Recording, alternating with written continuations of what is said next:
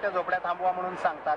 हे जे काही मतांसाठी म्हणून जे काही चाललेलं आहे याच्यातून हे करण्यामध्ये त्या ठिकाणच्या महानगरपालिकांमध्ये ज्यांची सत्ता आहे ते जेवढे जबाबदार आहेत तेवढेच सरकार देखील जबाबदार. सरकारी जबाबदार आणि महानगरपालिकेमध्ये सत्ता राबवणारी जबाबदारी आहे. परंतु तरी का शिवसेना भाजपची सत्ता आहे महापालिकेमध्ये.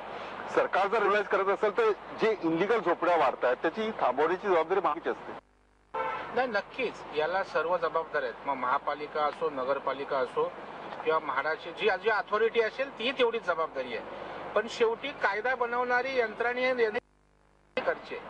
उद्या जर महानगरपालिकेला त्या ठिकाणी कायद्यान्वये जर आपण सांगत असाल की तुमचा तिथला वार्ड ऑफिस सस्पेंड केला जाईल, सिनियर सस्पेंड केला जाईल, केला का कधी सिनियर सस्पेंड? याचा अर्थ शासन त्या महानगरपालिकेमध्ये आपण वरची अथॉरिटी असून सुद्धा हस्तक्षेप करत नाही. निश्चितपणे महापालिकेचं सुद्धा एक 100% दुर्लक्ष आहे. तेवढीच महापालिका जबाबदार आहे, यात दुमत असायचं काही कारण नाही. कारण शेवटी महापालिका जी अथॉरिटी आहे तीच थेट कंट्रोल या ठिकाणी करत असते. आणि म्हणून मूळ प्रश्न विलासजी या ठिकाणी आहे की आज जो टॅक्स पेयर आहे, झोपडपट्टी वासियांना सुविधा देऊ नयेत असं कुणाचंही म्हणणं नाही. आज काबाड कष्ट करणारा, घाम घालणारा माणूस जेव्हा झोपडीत जातो तो पैसे देऊन जातो. कुठला माणूस अपवादात्मक स्वतःचं झोपडं बांधत असेल म्हणजे 100 2-5 केसेस असतील, पण 95 आणि त्यामुळे फायदा हा झोपडपट्टी दादांचा होतो. तिथला आशीर्वाद ज्या राजकीय लोकप्रतिनिधींचा असतो, आमच्यासारख्या पुढाऱ्यांचा त्यांचा होतो. आणि मग नाईलाजानं त्यामध्ये राहायला येणारा सामान्य माणूस असतो. आणि मग निवडणुकीच्या महापालिकेची तेवढी जबाबदारी आहे. तुम्ही मान्य केलं की जे लोकप्रतिनिधी आहेत त्यांची थोडीफार जबाबदारी आहे. खूप मोठं मन लागतं प्रवीणजी.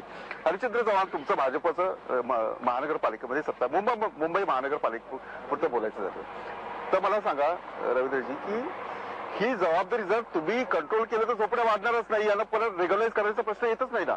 नाही, अडचण अशी आहे की या संदर्भात एक नियम आहे की ज्या ठिकाणचे वॉर्ड ऑफिसर्स आहेत त्यांच्यावरती ती जबाबदारी निश्चित केली. त्या ठिकाणचे असलेले ऍडिशनल कमी ज्यांना त्यानंतरच्या काळामध्ये त्याचे पूर्णच्या पूर्ण अधिकार आहे. परंतु महानगरपालिकेचं प्रशासन या सर्व गोष्टींमध्ये झोपलेलं त्यावेळेला. आणि मग त्या वेळेला महासभेमध्ये म्हणा किंवा असे जेव्हा विषय येतात त्यावेळेला फक्त साधा SI ऑफिसर जो आहे, हे सॅनिटरी इन्स्पेक्टर जो आहे, इन्स्पेक्टरनी पहिल्यांदा इन्फॉर्म करायचा आहे. पहिल्यांदा दोषी तुमचं कंट्रोल आहे तिथे. महानगरपालिकेपुरती जर सेना भाडची सत्ता गेल्या अनेक वर्षापासून आहे. या सर्व संदर्भामध्ये ज्या वेळेला महासभेमध्ये असे विषय येतात त्या वेळेला ज्या ठिकाणी अशा कारवाई करण्याच्या संदर्भातल्या जेव्हा त्यावेळेला त्यांना पोलीस स्टेशनच्या माध्यमातून त्यांना प्रोटेक्शन मिळालं पाहिजे. म्हणून मग अधिकाऱ्यांना त्यामध्ये थोडंसं बॅकग्राऊंड म्हणजे बॅकफूटवरती यावं लागतं. म्हणजे त्यामुळे राज्य शासनाची सुद्धा भूमिका यामध्ये, राज्य शासनाची जशी भूमिका तशी महानगरपालिकेची आहे. परप्रांतीयांचे लोंढे थांबवण्याचं अर्ध काम तुमच्याकडे आहे. तुम्ही कुलकर्णी म्हणतात की महानगरपालिकेची तुमचं सरकार असं जर वाढत असतील तर हे वाढवणारच का? निश्चितच हे लोंढे वाढत असताना किंवा झोपडपट्टी वाढत असताना जशी महापालिकेची जबाबदारी आहे असं म्हटलं जात आहे. प्रवीणजींनी सांगितलं की महापालिकेचे वार्ड ऑफिसर किंवा त्यांना निलंबित केलं की त्या ठिकाणी कारवाई केली नाही. परंतु अशा वेळी बऱ्याचदा असं होतं की तिथले स्थानिक आमदार असतील, लोकप्रतिनिधी असतील, ते त्यामध्ये आडवे येतात आणि त्यामुळे ती कारवाई करण्यास त्यांना कुठेतरी अडचण येते. आणि अशा असलेले प्रशासकीय अधिकारी यांची देखील एक जबाबदारी असते की त्यांनी त्या गोष्टी नियंत्रणात आणल्या पाहिजेत. आणि त्याला प्रोटेक्शन देण्याचं काम हे राज्य शासनाचं आहे आणि होम डिपार्टमेंटचं आहे. आणि परंतु तशा प्रकारचं प्रोटेक्शन मिळत नसल्यामुळे हे झोपडपट्टी जास्त प्रमाणात वाढत चाललेले आहेत. ठीक आहे, या चर्चेमध्ये सगळेच लोकप्रतिनिधी असं म्हणतात ती आमची जबाबदारी आहे, पण करत काही नाही. विरोधी पक्ष आणि सत्ताधारी पक्ष मिळालेले आहेत हे दोघेही मान्य करतायत की लोकप्रतिनिधींची जबाबदारी असते, महानगरपालिकेची जबाबदारी असते, सरकारची जबाबदारी असते. मुंबई बकालच राहणार का? पहिला प्रश्न. मी आता बाळा लांजगावकर महाराष्ट्र नवनिर्माण सेनेचे गटनेते काय म्हणतात ते ऐकूयात आणि चर्चा करूया. मुख्यमंत्र्यांनी मुंबई शहरातील 2000 च्या झोपडपट्ट्यांना नियमित करण्याचा निर्णय घेतलेला आहे. निवडणुकांच्या तोंडावरती आघाडी सरकारने हा निर्णय घेऊन लोकांना गाजर दाखवण्याचा प्रयत्न केलेला आहे.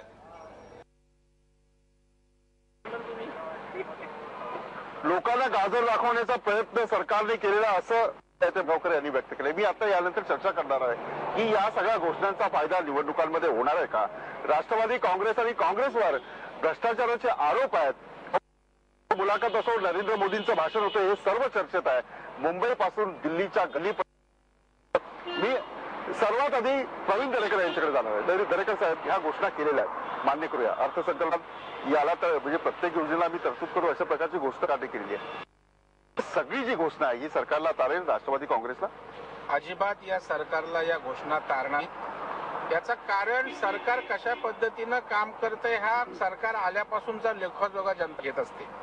अशी काय झाली असे की या 2-4 महिन्यामध्ये आम्ही त्या ठिकाणी निर्णय घ्यायला लागलो. बरं, घेतलेले निर्णय त्या क्षणापासून अंमलबजावणी करणार आहात का, याचं उत्तर नाहीये. याचा अर्थ आज मीडियाच्या माध्यमातून त्या ठिकाणी वातावरण निर्माण झालं, कार्यकर्ते खुश झाले, परंतु जनतेला माहित आहे की या घोषणांमधनं आपल्या हाती काही लागणार नाही. त्या प्रकारचे अनेकदा निर्णय झाले त्याच्यापूर्वी 1995च्या नंतर, परंतु त्याची अंमलबजावणी त्या ठिकाणी झाली नाही. आणि त्यामुळं ह्यांनी एवढं काय त्या ठिकाणी भ्रष्टाचार करून ठेवलेला आहे, एवढं काही नाव या ठिकाणी लोकांच्या सत्तेच्या विरोधात एक प्रखर असं लोकांच्या विरोधात चीड निर्माण झालेली आहे. हे आपणही फिरत असाल, आपण जनतेच्या मनामधल्या भावना त्या ठिकाणी बघाल तर यांनी काहीही केलं तरी लोकांना माहित आहे की निवडणुकीच्या साठी डोळ्यासमोर ठेवून केलेलं काम आहे.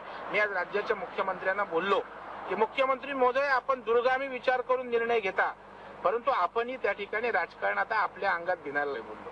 आपणही राजकीय झालेला आहात. म्हणजे शेवटी त्यांच्यासारखा एक चांगला प्रशासकीय माणूस सुद्धा आज बळी पडत, राजकारणाचा बळी पडलेला आहे.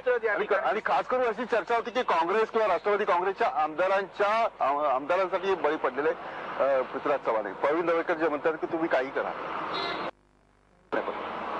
प्रवीण दरेकर असं म्हणणार, हे थोडी म्हणणार की काँग्रेसची एनसीपी सत्ता येणार. पण मी तुम्हाला नक्कीच 2014 मध्ये काँग्रेस राष्ट्रवादी मुंबई आणि महाराष्ट्रामध्ये जे सीट ज्यांची होती त्यांची टॅली जे आहे ते वाढणार आहेत, कमी होणार नाही, ते नक्की आहे. पण हे आज आपण जे चर्चा करताना हे पहिला निर्णय नाही सरकारने घेतलेला आहे. याच्या अगोदर मुंबईसाठी जे जुना ओरकडी झाले इमारत आहेत 1969 तरी त्यांनी एबीसी कॅटेगरी मर्ज करून त्याच्या रिडेव्हलपमेंटचा प्रपोजल आणला. विलासजी, मी किती निर्णय सांगेन विलासजी, मी तुम्हाला निर्णयांची जंगी देतो. तुम्ही नंतर बोला. त्यांनी अनेक निर्णय घेतले राज्यात. ओबीसीच्या विद्यार्थ्यांची अजून कॉलेजला फी गेलेली नाही. अजून किती लोकांचं झालं. 1969 पर्यंत सगळं बिल्डिंग जे सेफ आहे त्यांच्या रिडेव्हलपमेंटसाठी निर्णय गेला. माडा जे 200 कोटी देत होते त्यांना 300 कोटी जे जुनी मोरकडी इमारत आहेत त्यांच्या रिपेअरसाठी फंड दिलेला आहे. नंतर मुंबईसाठी एक क्लस्टरचा चांगला एक आपण पॉलिसी आणलेलो आहोत. आज आता आपण स्लमचा पॉलिसी आणलो आहोत. 95च्या झोपडांचा प्रोटेक्शन आणलो आहे. नंतर ठाणामध्ये क्लस्टर डेव्हलपमेंट, न्यू मुंबईमध्ये क्लस्टर डेव्हलपमेंट, हे सगळं महाराष्ट्राचा विकास डोळ्यासमोर ठेवून ते निर्णय सगळं आणलेला आहे. हे निर्णय आज नाहीत, ते तुम्ही बघा लास्ट 1 वर्षामध्ये सरकारने निर्णय घेतलेला आहे, त्यांचा परिणाम आपण बघणार आहोत. मुंबईमध्ये महाराष्ट्रामध्ये काँग्रेस आणि राष्ट्रवादीची जे सीट आहे ते लोकसभामध्ये आणि नंतर नक्की येणार. प्रवीणजी मला थांबा, मी अगदी मुद्देसूद घेतो की हे सरकार का येणार नाही सत्तेवर? हे येण्याचं कारण, न येण्याचं कारण असं आहे की कारण पहिला सांगा. न येण्याचं कारण असं आहे की आत्ताच तुम्हाला लक्षात येत असेल की पाणबुडीचा जो अपघात झाला, हे देशाच्या राजकारणामध्ये सर्वात मोठ्या प्रमाणामध्ये कर्ज करणारं जे सरकार असेल ते मनमोहन सिंगचं सरकार आहे. जवळजवळ 51,34,934 कोटीचं कर्ज या सरकारने केलंय. महाराष्ट्र शासनामध्ये जवळजवळ तेवढंच 2,80,000 कोटीचं कर्ज करून ठेवलंय. हे एवढं मोठं कर्ज करणाऱ्या सरकार, परंतु हे सर्व करत असताना अर्थसंकल्पामध्ये देशाच्या हितासाठी किंवा राष्ट्राचं हित म्हणून असं काही केलं नाही. आताच पाणबुडी फौजेना जे लष्कर आहे या लष्करासाठी कुठेतरी प्रोव्हिजन करायला पाहिजे. अशी प्रोव्हिजन न केल्यामुळे एखादा चांगला अधिकारी आपल्यावरती नैतिक जबाबदारी स्वीकारतो आणि आपला राजीनामा देतो, परंतु राज्य आणि राष्ट्र याबद्दल कुठचाही विचार हे सरकार, म्हणजे इथलं सरकार असो किंवा केंद्रातलं सरकारने आणि राज्यातल्या सरकारने असं काही केलं नाही की ते सत्तेवर येऊ शकतं, असं रवींद्र चव्हाण म्हणतात, प्रवीण दरेकर म्हणतात. मी चर्चा सुरू ठेवणार आहे का ब्रेक?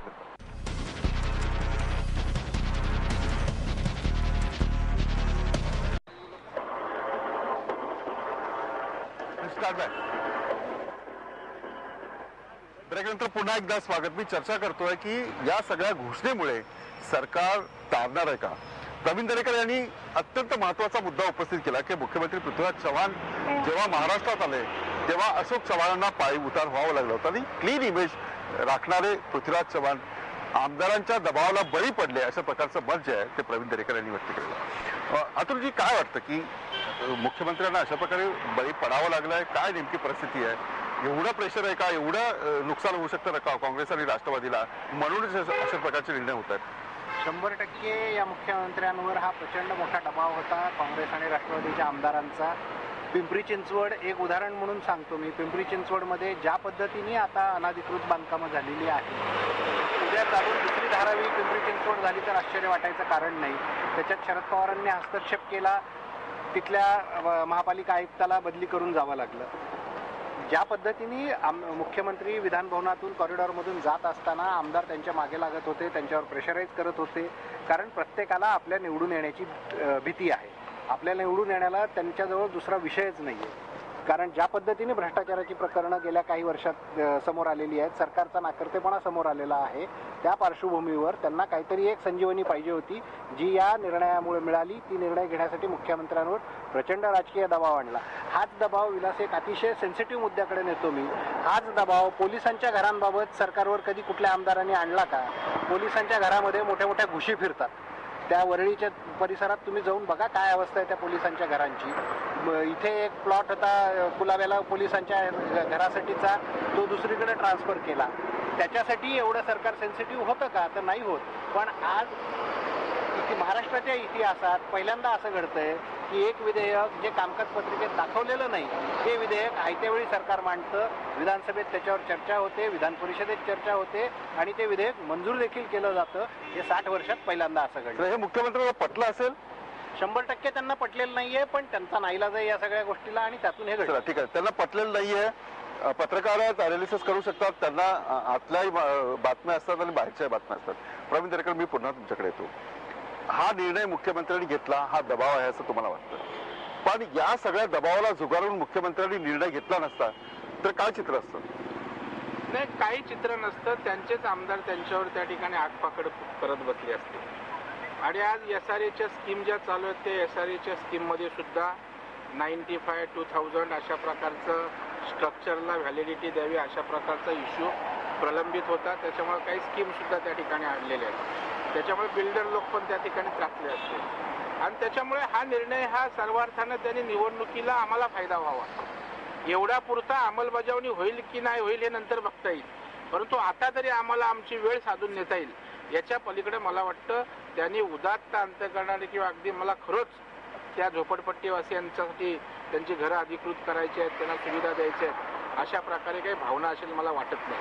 मला विलासजी या माध्यमातून सांगावं असं वाटतं, जो अतुलजींनी मगाशी उल्लेख केला त्याचा पुनरुच्चार करतो की टॅक्स पेअर या ठिकाणी मोठ्या प्रमाणात राज्यामध्ये, जो सकाळी पेपर उठल्यावर पेपर घ्यायला 2 रुपये द्यायला लागतात, दुधाला 5 रुपये द्यायला लागतात आणि शेवटी कुठलीही डेव्हलपमेंट कुठलाही निर्णय झाल्यानंतर त्याची अंमलबजावणी करण्यासाठी या टॅक्स पेअरच्या पैशातूनच पैसे त्या ठिकाणी द्यावे लागतात आणि या सर्व गोष्टींचा विचार होणं अत्यंत आवश्यक आहे.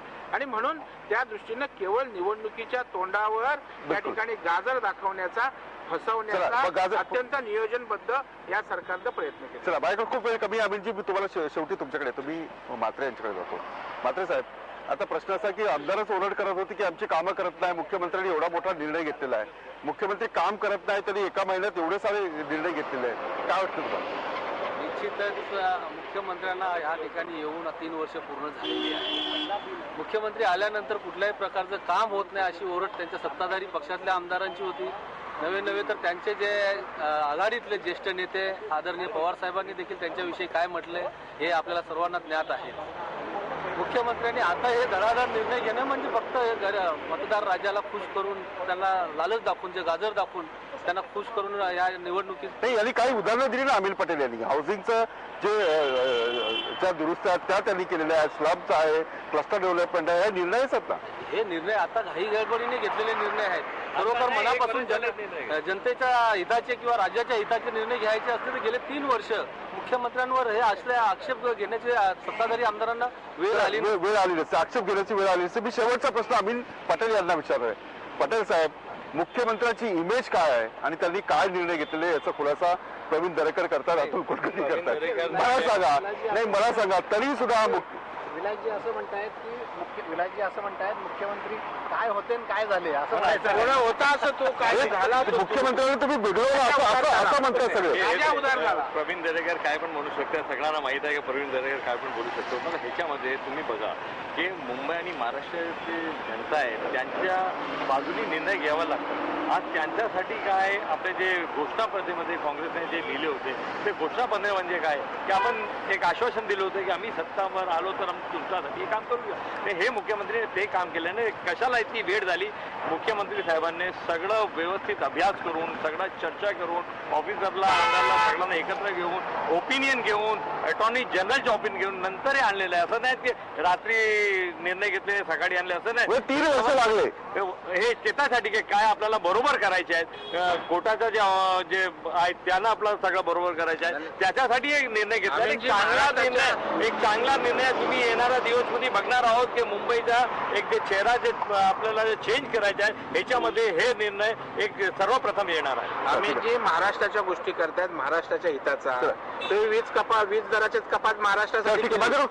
माझा वेळ संपलेला एक महत्वाचं की 3 वर्षापासून विरोधी पक्ष असो किंवा सत्ताधारी पक्ष असो मुख्यमंत्री निर्णय घेत नाहीत. पण आज मुख्यमंत्र्यांनी निर्णय घेतला. आज झोपडपट्टी संदर्भातलं एक बिल त्यांनी विधानसभेत मंजूर करून घेतलं. ठाण्याचं क्लस्टर डेव्हलपमेंटचं बिल मंजूर करून घेतलं. आणखी काही योजना अर्थसंकल्पात घोषित केल्या. काँग्रेस सकट सर्व आमदारांचे चेहरे खुलले जरी नसतील तर काँग्रेस आणि राष्ट्रवादी काँग्रेसच्या आमदारांचे चेहरे खुललेले आहेत. मुख्यमंत्र्यांना ते शाबाशी देत आहेत.